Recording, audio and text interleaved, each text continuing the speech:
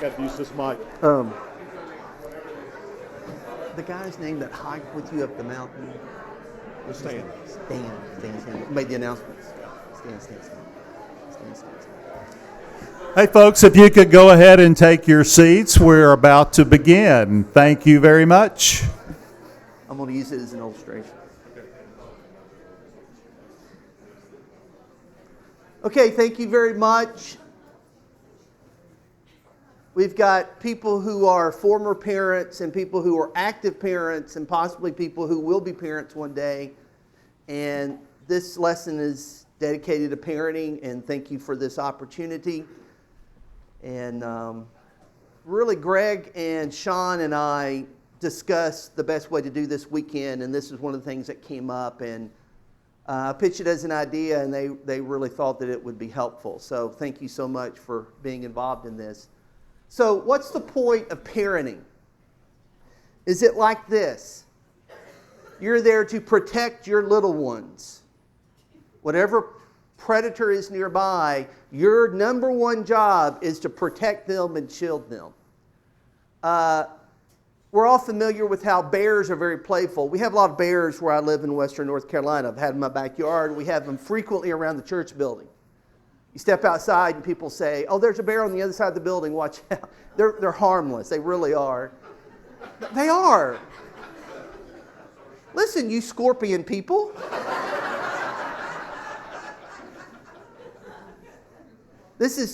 I've been married pushing 39 years, and I've learned some things. And my wife does not want to mess with scorpions. And she said, don't you, and I knew what she meant, don't make a joke like, hey, there's a scorpion when we get out there. So I have not. Okay, bears. They're very playful. Black bears are, the ones we have. These are not grizzlies.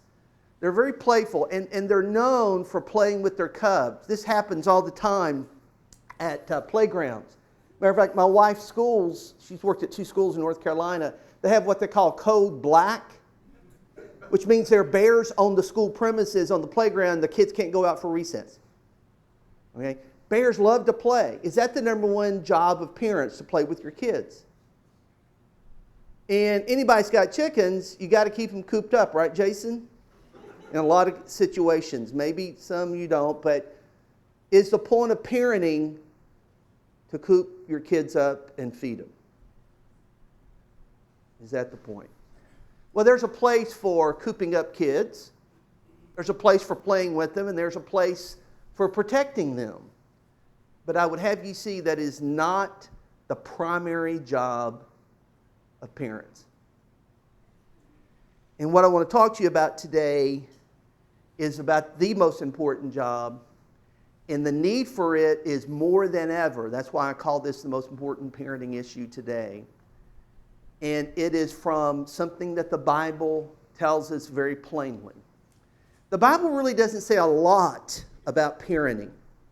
And this point is found in the Old Testament and the New Testament. And it's not like on every other page. You know, diamonds are not common and plentiful, but they're valuable. So, we turn first to Proverbs 22, verse 6, that says, train up a child on the way he should go.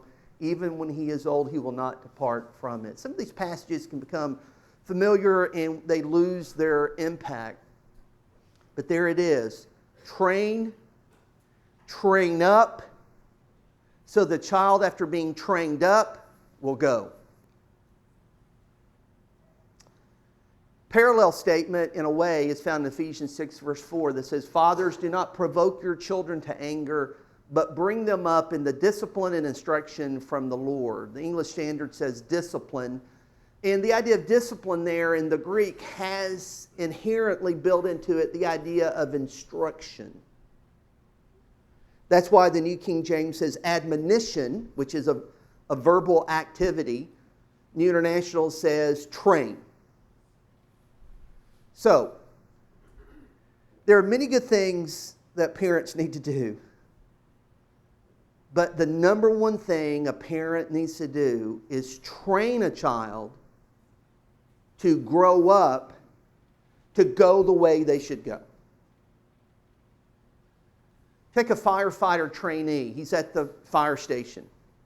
They don't let him touch any of the equipment. They don't let him go on any of the runs. They don't let him even touch the fire truck. And then there's a really big fire one time, and all people are needed. How well will he do in fighting that fire? He's not been trained. He'll be helpless. This idea of bringing up the way he should go means that there is an end objective, that the child is going somewhere. They're not staying. And this is sometimes hard for parents to do, but parents need to envision their child being adults. They need to envision their child going away from them. It has nothing to do with geography. It has to do with life. And I know there are certain days, based on how your kids are behaving, you want them to grow up and get gone. I get that. But the idea of you can only see them as little and with you is a mistake.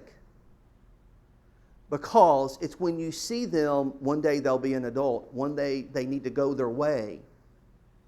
When you have that vision, then that affects your relationship.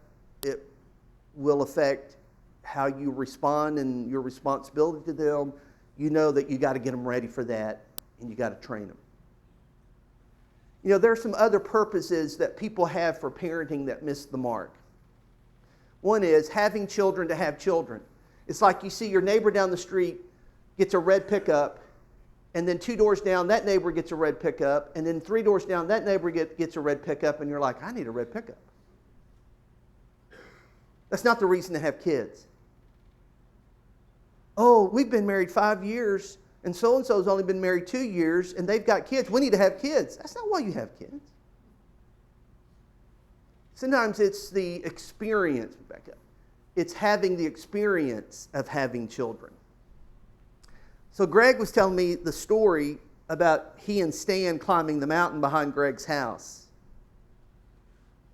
And evidently Greg kept looking at that mountain, and at some point Greg says, I want to climb that mountain. Well, they did it, and I think it's going to be the last time. That's it. Greg and Stan evidently just wanted the experience. I want to do that. And that's what happens as humans. Yeah, I think I'll try that.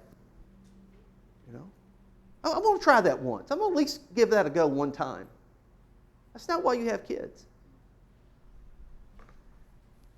Another reason that people have for having kids, and sometimes these things are subconscious, and that is for the experiences that come into your life having children. Oh, the first birthday, you know, where you let them put their hand in the cake and eat it with their hands and that kind of thing. Going to school for the first time. First time we get to take them to Disneyland. First time they get to play a sport or play in a concert or something. Oh, that'd be so neat. Sit there, you know, be so swelled up with pride that my kid's doing this or doing that. You know, and those milestones, having a son or daughter that graduates high school, graduates college, or they got their first job, or they got married. I know of a father, oh my, who I learned the other day, his daughter is well old enough to be married. She's not even dating anybody. She says she can't talk to boys, and he keeps looking at wedding venues.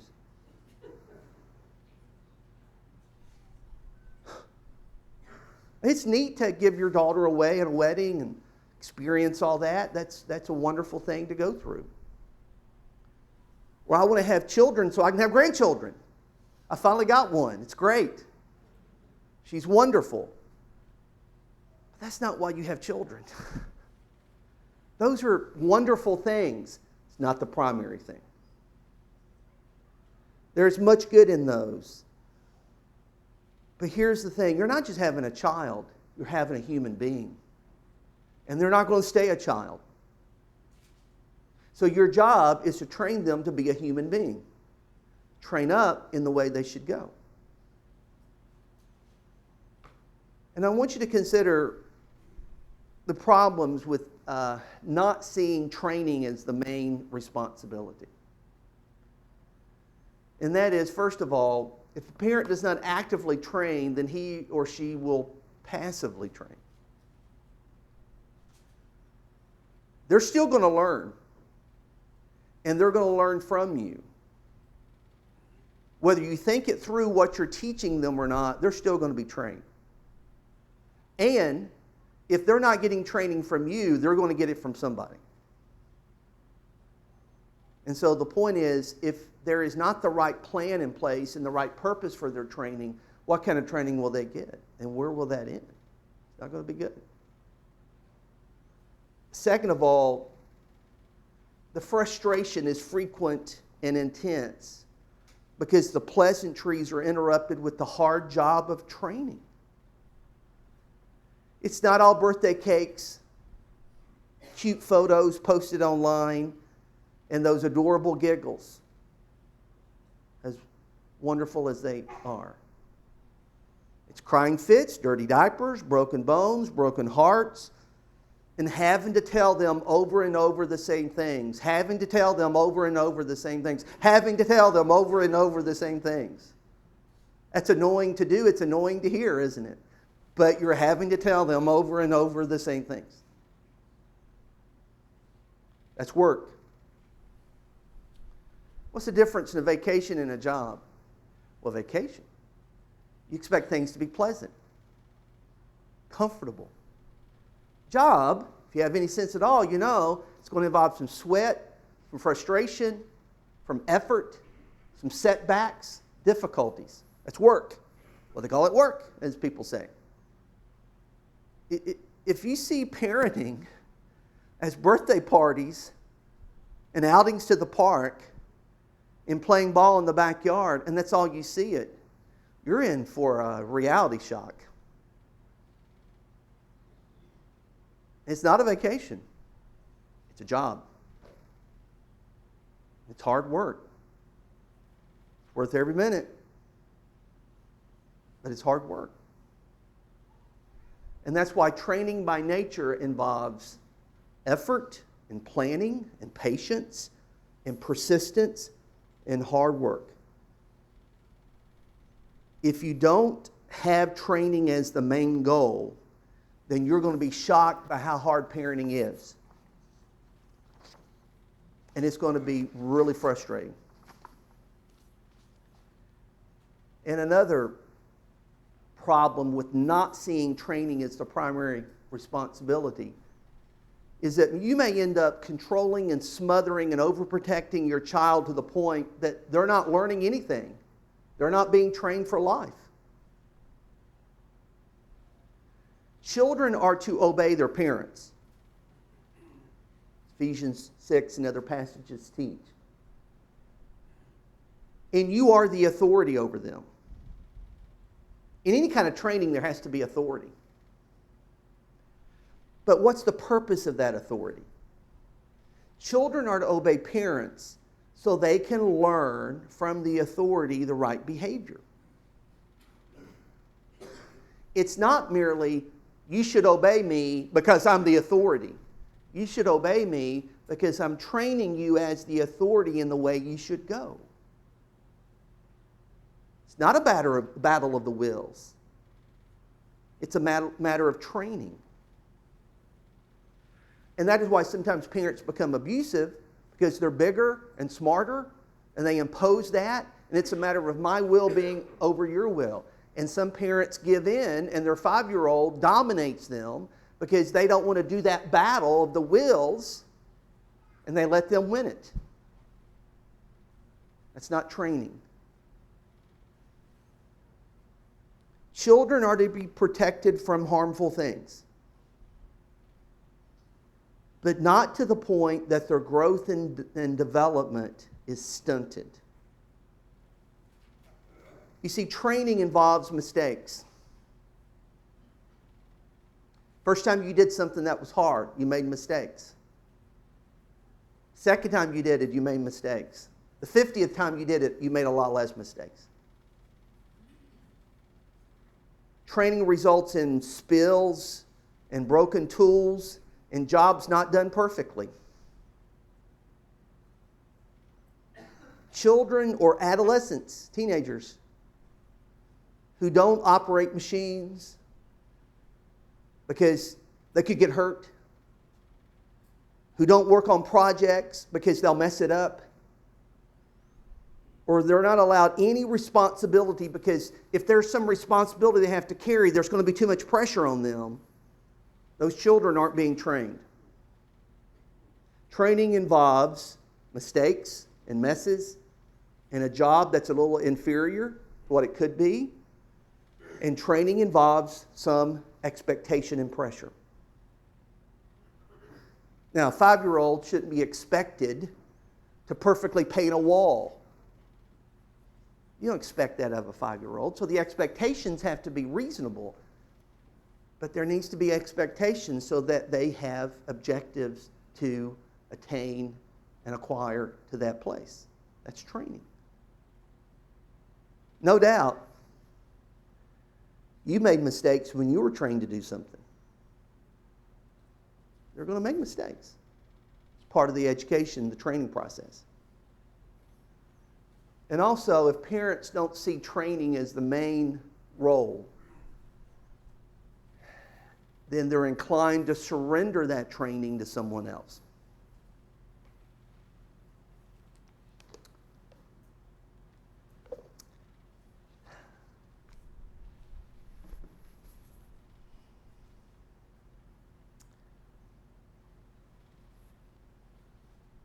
Now, every family is different.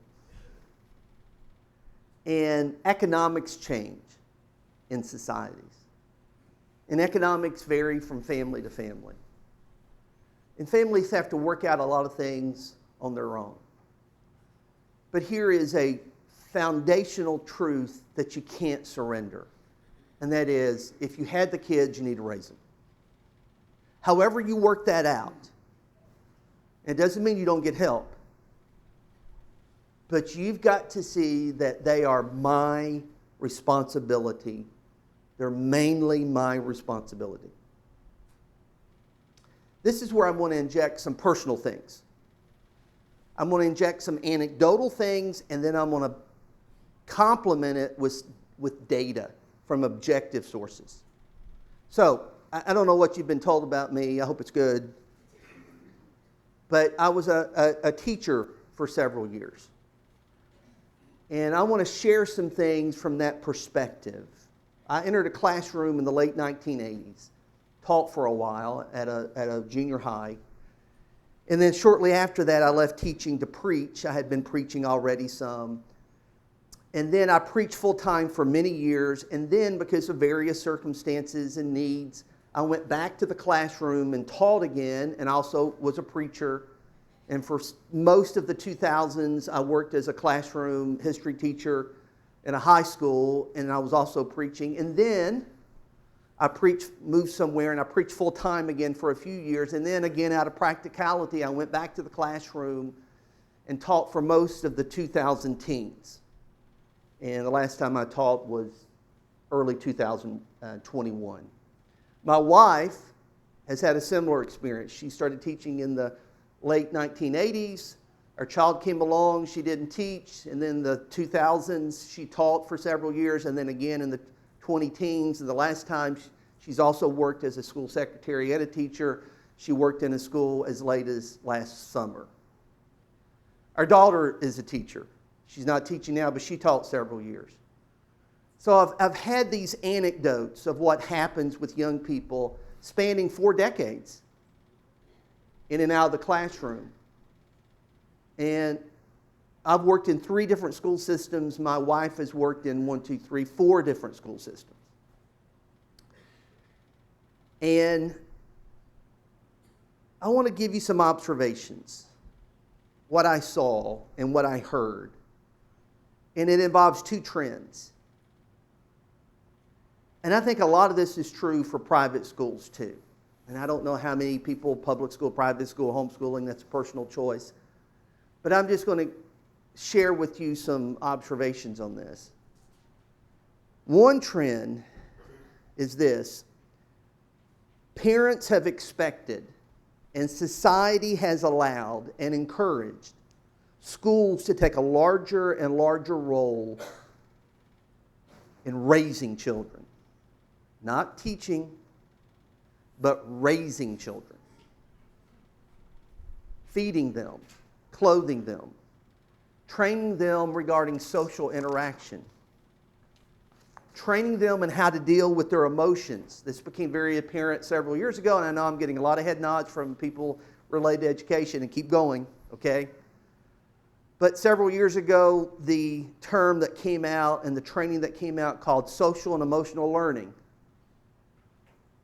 And when that first hit me, I thought, that's what the parents should do.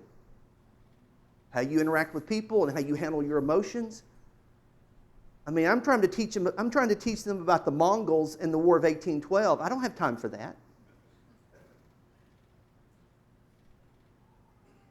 It's startling how many, and not just a few, but how many parents are surrendering the training of their children to schools. And in my experience, for what it's worth, it's really not the schools asking for this. The schools are having to step into a vacuum.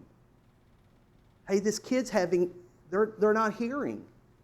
Have the parents taken the kid to have a hearing test? No, well, let's bring an audiologist in and let's test all the kids for their hearing.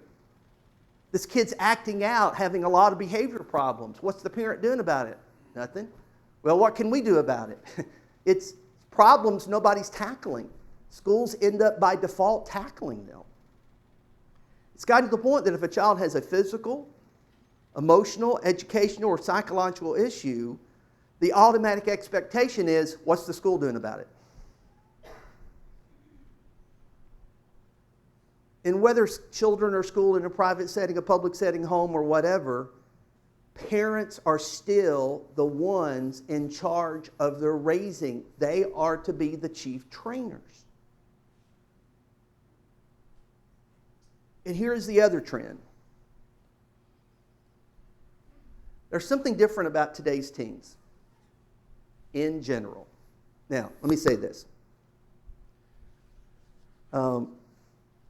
You don't know me. I've come a long way as a guest here. I want to be respectful and I want to be courteous, but I'm here to tell the truth. I've spent last 2 days with these teenagers. They're wonderful. Okay? I'm just telling you the truth. If they were not that way, I wouldn't be making this point. This is a really great group to work with. I know some kids have come from other churches and so forth, and some from the community. And I've worked with thousands of teenagers, and let me tell you, if I get a chance to work with these again, I'm jumping at it. Now, I'm not telling you that to throw syrup and honey on you. That's just what I'm seeing. I'm calling it balls and strikes here. They're great to work with. They've participated. They've listened. They've been so courteous and respectful. They've been a model group. They really have been. So I'm talking about general trends here that may or may not relate to all of these teens. And I love working with teenagers. Through the years, people have said, hey, what's your job? And I said, well, I'm a high school history teacher. And they'll go, oh, high school, teenagers, ugh. I'm like, yeah, I love them. I love working with them. But I've seen some things change from the 80s, 2000s, 20-teens. And I really didn't know what it was. I suspected some things, but there are two trends really in the last decade. And that is, first of all, a lack of social skills and a lack of social interaction among teenagers. Even the idea that boys and girls don't talk to each other, hardly at all sometimes. And, you think of a high school of kids getting there, hey, they see their friends and everything. You wouldn't believe how many kids, as soon as the bell rings after first period, they put their AirPods in and they go down the hall and they talk to nobody. They spend their whole day almost not talking to each other. Not all of them, but there's a trend here. It's more present than I never saw before. And second of all, greater amount of anxiety issues. The frequency of them, the intensity of them, and how many of them.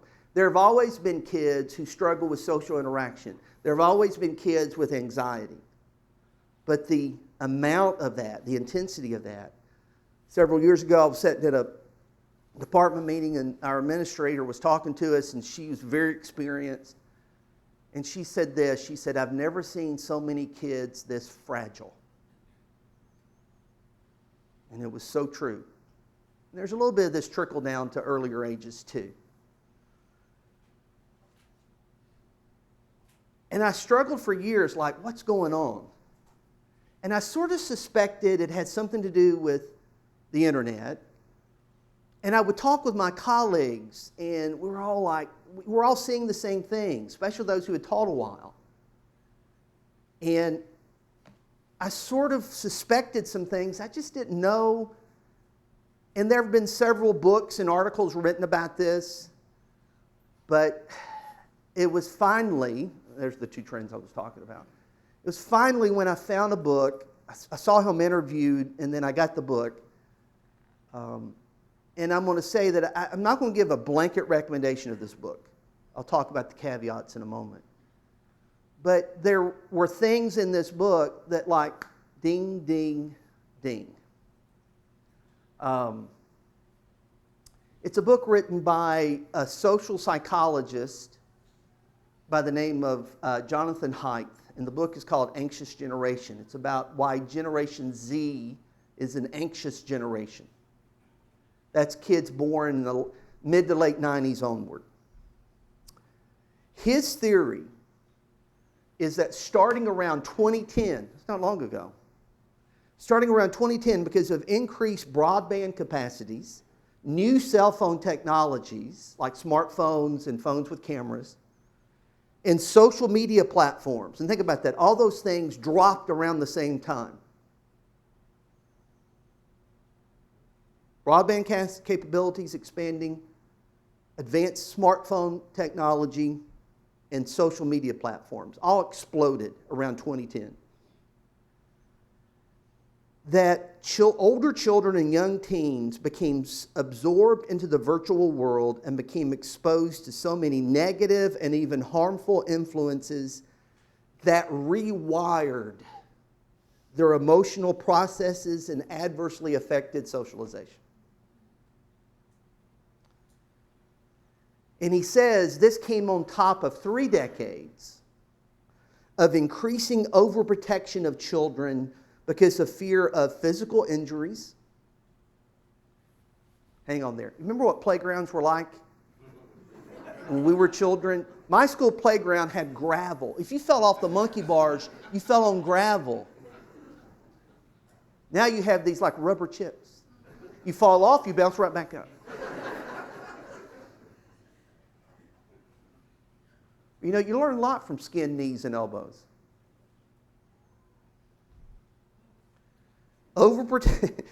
Decades of increased overprotection because of the fear of physical injuries, sexual predators, and other perceived dangers. Remember the milk cartons with missing kids? Those things happen. But they don't happen every day to all kids, all the time. Those are rare things. This is his conclusion here. Overprotection in the real world, streets, playgrounds, schools, backyards, houses, and underprotection in the virtual world, online, are the reasons why children born after 1995 are the anxious generation. Man, when I started reading this book, it was like, man, like that. Like this is it.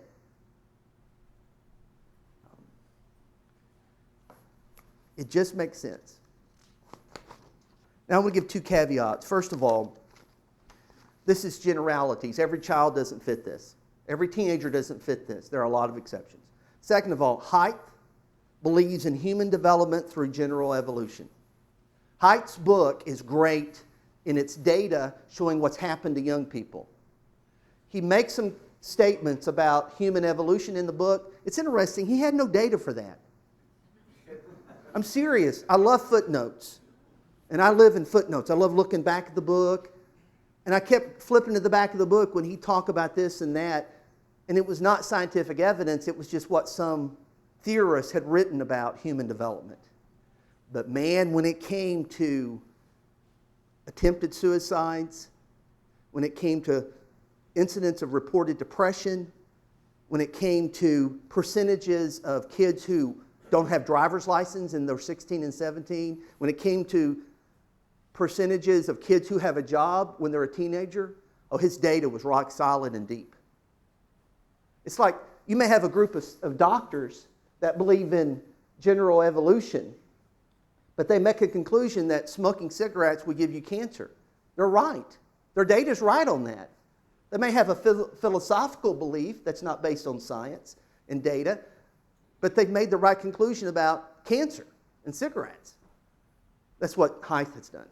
He's looked at what's happening with young people, and he's making the conclusions based on the data. And the data is, you can't argue with it. It's there. So back to the theory. Because of overprotection of children, and there's a balance there. There are times you got to protect your kids. But you got to protect your kids from the right things. Because of overprotection, kids have been denied free play outdoors, roaming the neighborhood, other physically interactive real-world activities that enable them to navigate things and learn about the real world in an appropriate way. We're not talking about letting a 2-year-old walk to the store for an ice cream. We understand that. But a 15-year-old? Can they do that? Yeah. So, a lack of free play with other children has denied them the environment where they can learn to interact with others. There's a bully on the playground. Solution A, I go and jump on their parents and call the police. Solution B, you talk to your child. Okay, how can we handle this person? How should you handle this person? Let's talk about some ways to handle this bully. Some right ways to handle this bully. Which way is training the child? You understand. It's the second one. Devices, especially cell phones, have become the new babysitters. And though people have been so fearful for a child to go out into a park and play because of what might happen to them, they set a device in front of them and let them turn it on, and they have free course. What Haidt is saying, and we all know this, what's in that computer, what's online, is way more dangerous if they have free access to it. So these babysitters have become their new playgrounds and their new social circles. And it's had specifically, it's interesting, Haidt talks about how that technology and social media platforms have had different effects on boys and girls. Duh. Why would that be? God made them male and female. Girls, social media has produced in them low self-esteem because they look online and they see perfection promoted. They don't see how many hours it took for that girl to look that way and how much digital play it took to make them look better than they really are, okay? Or people posting things that sound like their lives are wonderful and great when they are making up most of it. So, social media has produced low self-esteem and thus depression in girls because the inability to favorably compare to the manufactured images of other girls online. Boys. Because of gaming, which is neutral, and pornography, which is immoral, boys have been distorted in their reality. They don't know what reality is. Whether it's violence or sexual activity, the lines between what is real and not real have been blurred. and they don't have an ability to interact with the real world because they don't understand the real world. And when they do have to interact with the real world, it causes anxiety. Because they've not learned to navigate it. So when you view this with the biblical paradigm found in Proverbs and Ephesians and some other places, what happens here is this trend that we're talking about, mentioned by this book, has dangerously combined two of the flawed alternatives to parent training. And that is overprotection and shielding children from interaction with and struggle with the real world has denied them coping skills. And surrendering their training to the virtual world is fraught with bad influences. So it is a real lethal combination. When you get some age on you, you have to fight. Things didn't used to be this way. Well, some things did used to be that way. It was just packaged differently. Listen, when books became cheap enough for the average person to have a book, really about the early 1800s, though printing had been around a lot earlier than that, I know there were parents that would tell their kids, get your head out of that book. You're going to go blind. Get your head out of that book. Get in the real world. Get out and play. Actually, Abraham Lincoln's father, Thomas, made fun of him for reading books. So that's not going to lead anywhere. So the things with books or internet, we understand the technologies, the mediums, really don't matter.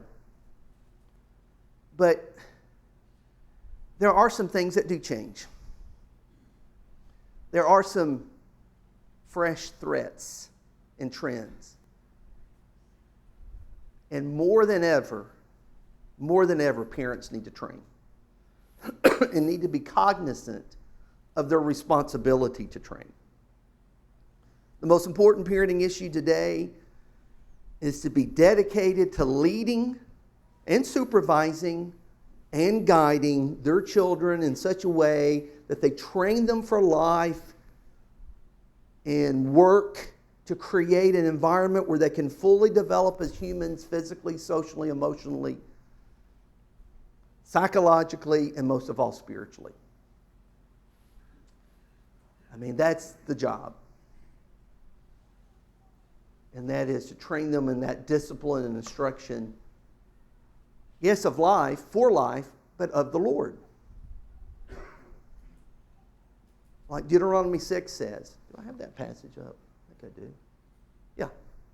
No, I don't have that passage up. Sorry about that. Or do I have that passage? Okay, yeah. The Deuteronomy 6 passage. That just as you're living life, you teach your children to love the Lord with all your heart, all your soul, all your might. These words I command you today shall be on your heart. You shall teach them diligently to your children and shall talk of them when you sit in your house, when you walk by the way, when you lie down, when you rise. It's just a constant 24/7 conversation for training. It's more basic than food and water for your children. And the church is there to assist.